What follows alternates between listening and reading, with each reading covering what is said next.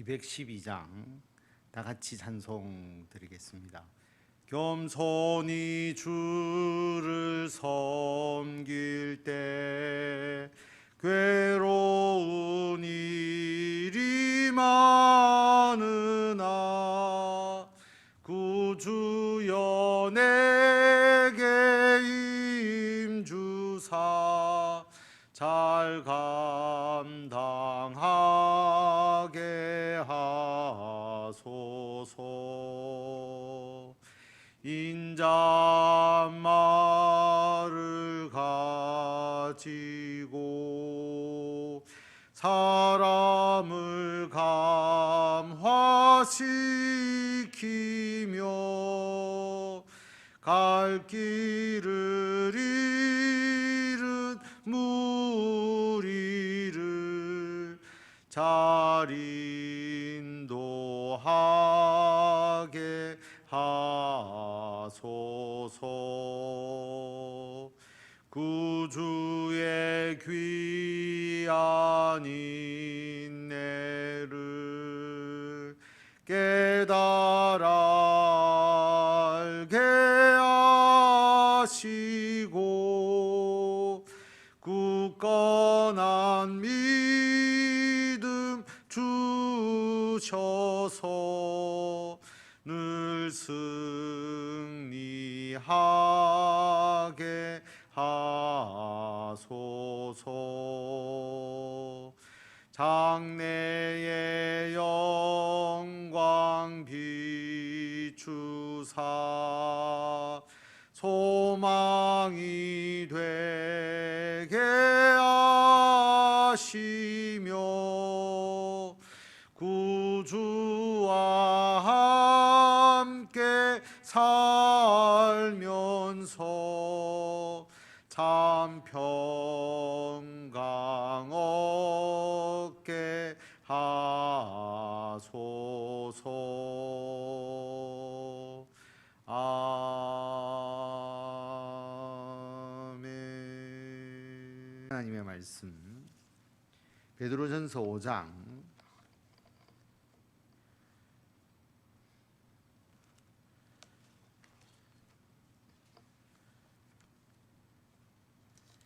베드로전서 5장 말씀 신약성경 382페이지에 있습니다.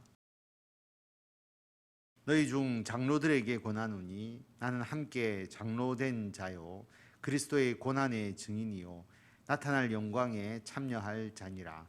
너희 중에 있는 하나님의 양무리를 치되 억지로 하지 말고 하나님의 뜻을 따라 자원함으로 하며 더러운 이득을 위하여 하지 말고 기꺼이 하며 맡은 자들에게 주장하는 자세를 하지 말고 양무리의 본이 되라. 그리하면 목자장이 나타나실 때에 시들지 아니하는 영광의 관을 얻으리라. 베드로 사도는 자신을 장로라고 칭합니다. 함께 장로된 자다라고 말하고 장로들에게 권합니다. 교회를 다스리는 또 이끌어가는 지도자들을 말하는 것이죠. 요즘으로 말하면 목사와 장로 모두를 포함한다라고 생각하시면 되고, 또 목사와 장로에게만 주는 것이 아니라 교회에서 여러분도 어떤 작은 부분에서 다 직분을 가지시고 또 그 일들을 감당하고 있습니다.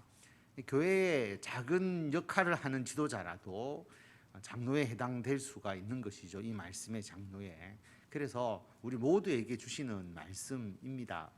우리가 어떤 일을 이끌어가고 또 여러분들이 그 일을 책임지고 행할 때에 어떤 자세로 어떤 마음으로 해야 하느냐라는 것을 말씀하고 있는 것입니다. 베드로는 자신이 장로된 자일 뿐만 아니라 고난의 증인이다라고 말하죠.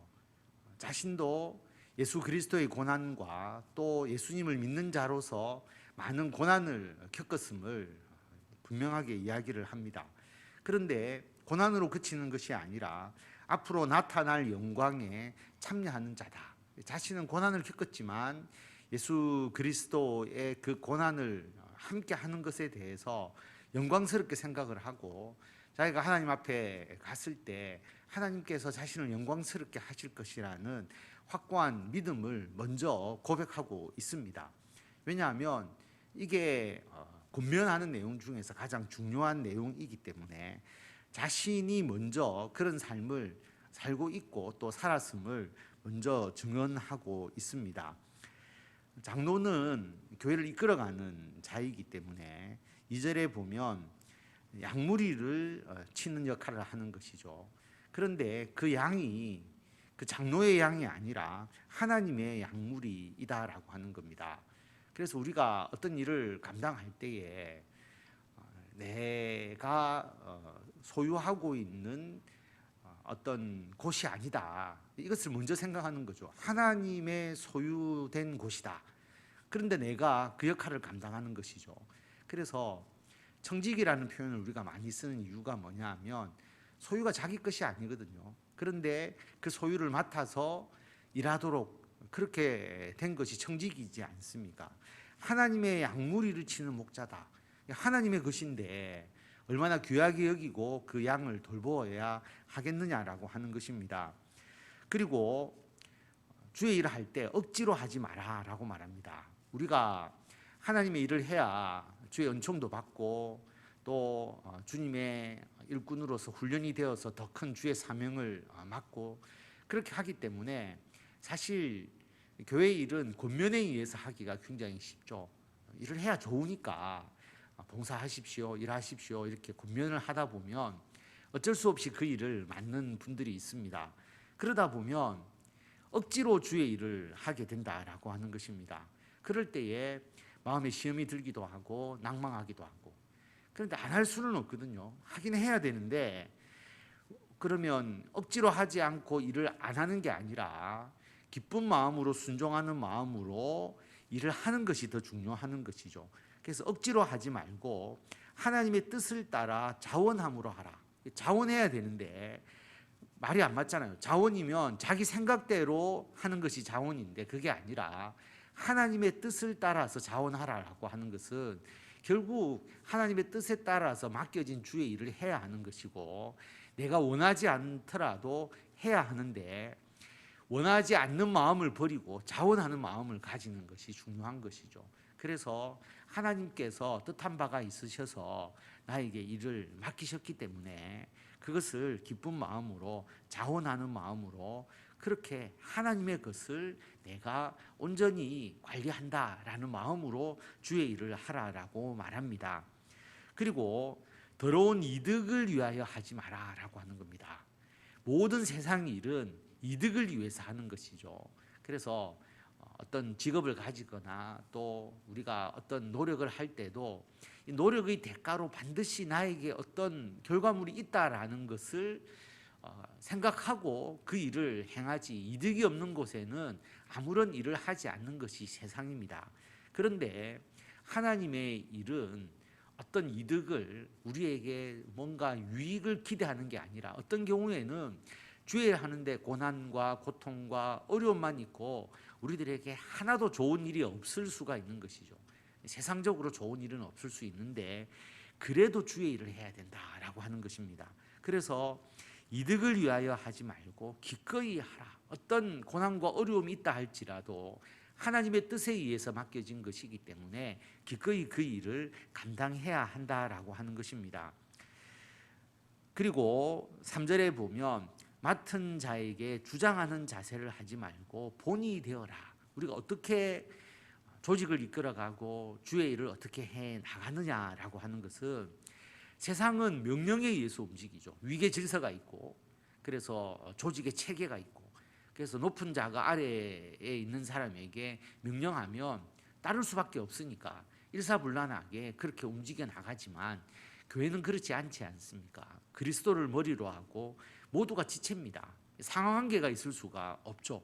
그러다 보니까 어떻게 이 지체로서의 서로의 그 역할을 어떻게 조정할 수 있느냐, 조정이 잘 안 되는 것처럼 보이거든요. 그런데 교회가 이렇게 움직일 수 있는 것은 뭐냐 하면 어떤 명령과 서로 자기의 생각을 주장하거나 힘에 의해서 움직이는 것이 아니라 모두가 그리스도 안에서 사랑에 의해서, 은혜에 의해서 주의 일을 하기 때문입니다.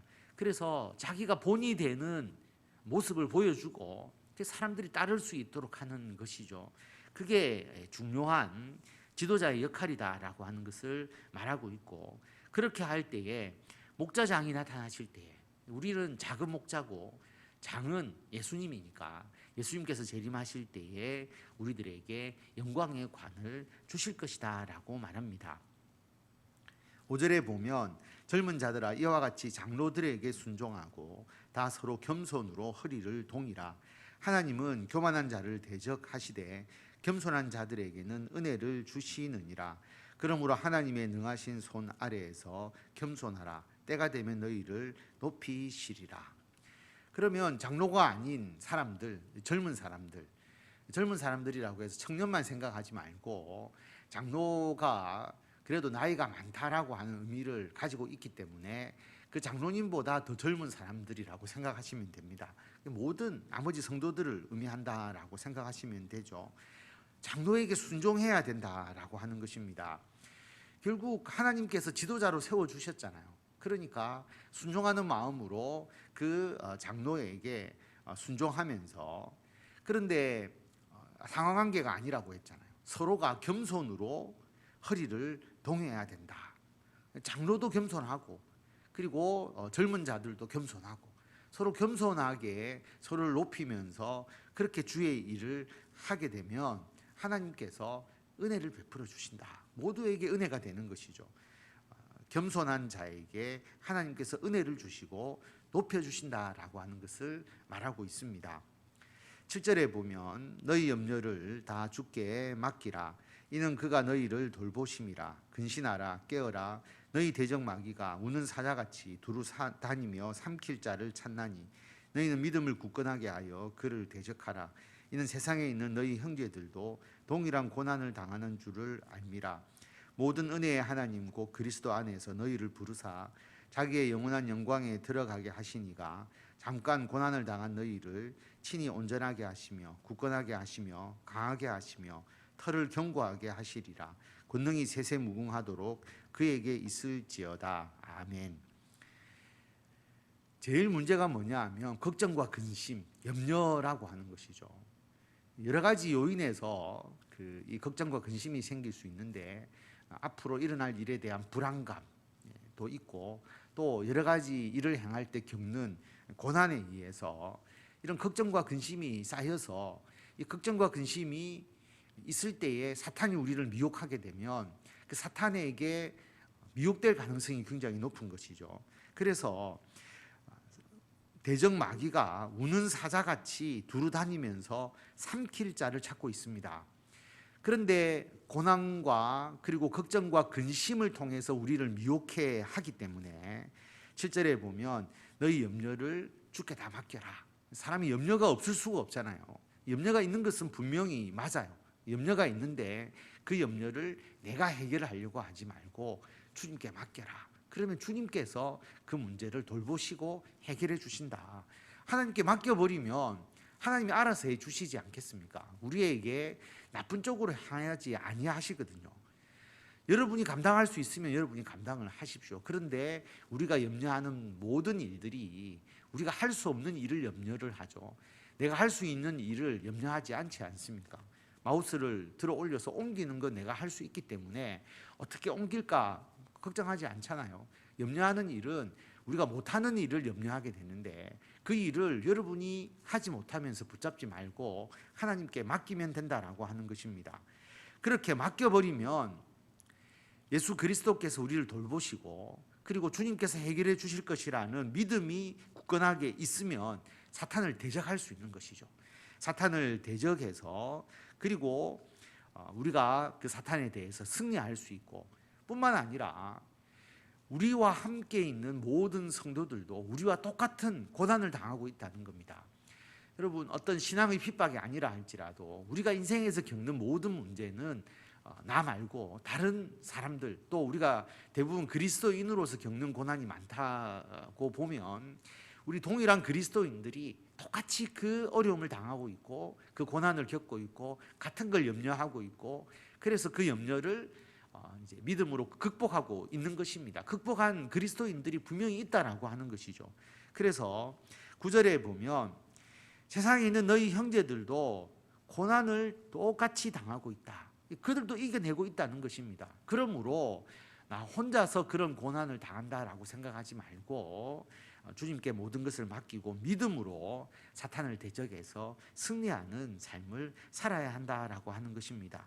하나님께서 우리가 당하는 고난을 잠깐 고난을 당하는 것이다 라고 10절에서 말합니다. 고난은 잠깐인데 우리를 온전하게 하시고 굳건하게 하시고 강하게 하시고 털을 견고하게 하셔서 영원한 영광에 들어가게 해주신다. 그래서 그 영광을 바라보고 지금 살아가는 그 고난과 그 염려를 다 주께 맡기고 내어버려야 한다라고 하는 것을 분명하게 말씀하고 있습니다. 12절에 보면 내가 신실한 형제로 아는 실루아노로 말미암아 너희에게 간단히 서서 권하고 이것이 하나님의 참된 은혜임을 증언하노니 너희는 이 은혜에 굳게 서라. 베드로전서의 말씀이 은혜의 말씀이다.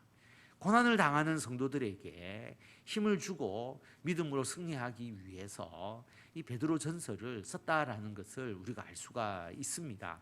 그래서 실루아노 또는 다른 말로 우리가 잘 아는 신라,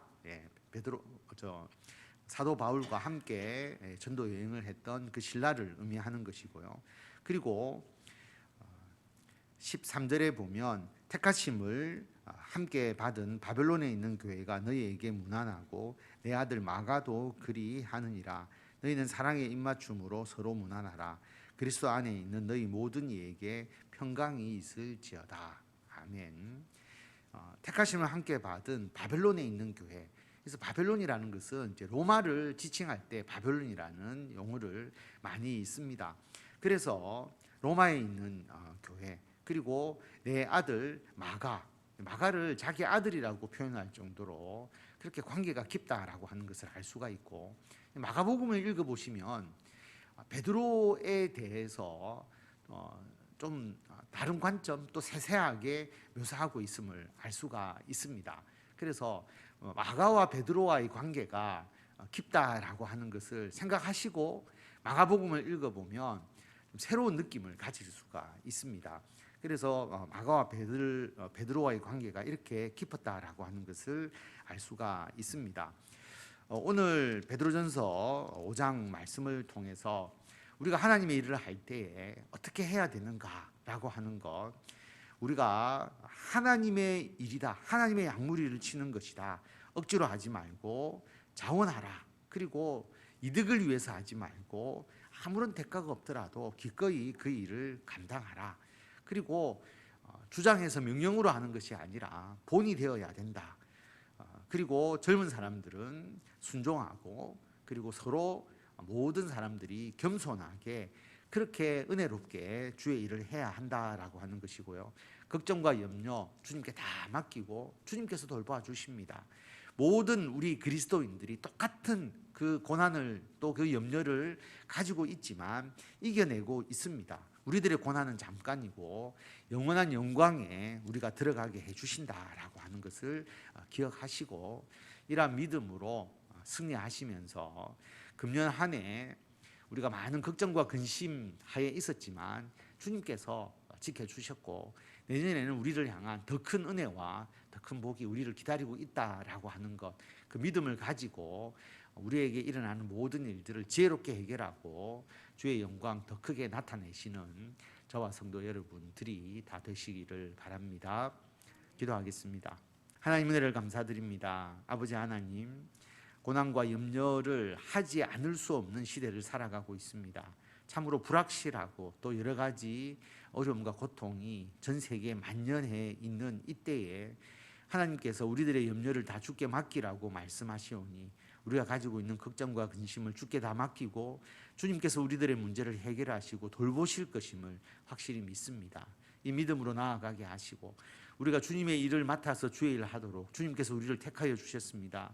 아버지 하나님, 지혜롭게 주의 일 잘하게 하여 주시고 우리가 자원하는 마음으로 하게 하시고 이득이 아니라 하나님의 영광을 위하여 온전히 감당하게 하게 하시고 본이 되는 삶을 살게 하시고 서로 겸손하게 순종하면서 모든 일을 주의 은혜 가운데서 행하는 우리들이 되게 하셔서 우리들의 가정과 직장과 교회에서의 모든 일이 하나님께 영광이 되고 우리들에게 큰 기쁨이 될 수 있도록 주님 인도하여 주시옵소서.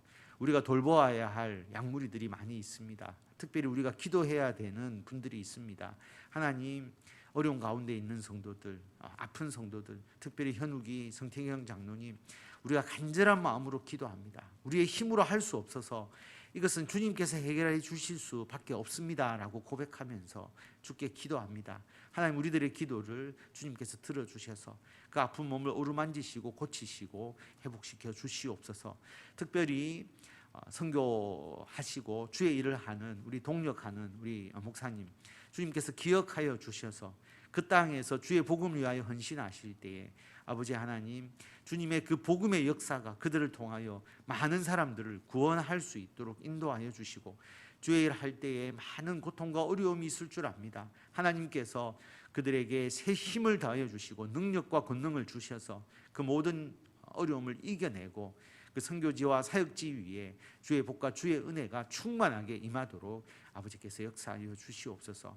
오늘도 주님 앞에 나와 기도하는 성도들, 하나님을 믿고 의지하기 위하여 이 자리에 나왔사오니 주님께 맡긴 모든 일들이 우리가 상상할 수 없는 좋은 결과로서, 그리고 우리가 하나님께서 나를 통하여서 역사하셨습니다라고 하나님의 역사를 간증하고 선포할 수밖에 없을 정도로 우리들의 모든 삶을 주께서 온전히 붙잡아 주시고 역사하여 주시기를 간절히 빌고 원하오며 우리 주 예수 그리스도의 이름으로 기도드립니다. 아멘.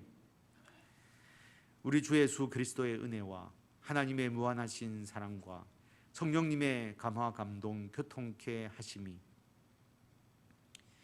예수 그리스도께서 우리에게 맡겨주신 사명을 자원하여서 그리고 감사하는 마음으로 주의 영광을 위하여 끝까지 감당하며 교회를 통하여 서로 협력하고 겸손하게 주의 일을 함께 동력하면서 하나님의 나라의 크신 영광을 세상에 널리 나타내기를 원하는 모든 성도들 위해 지금부터 영원토록 함께 하여 주시기를 간절히 축원하옵나이다. 아멘.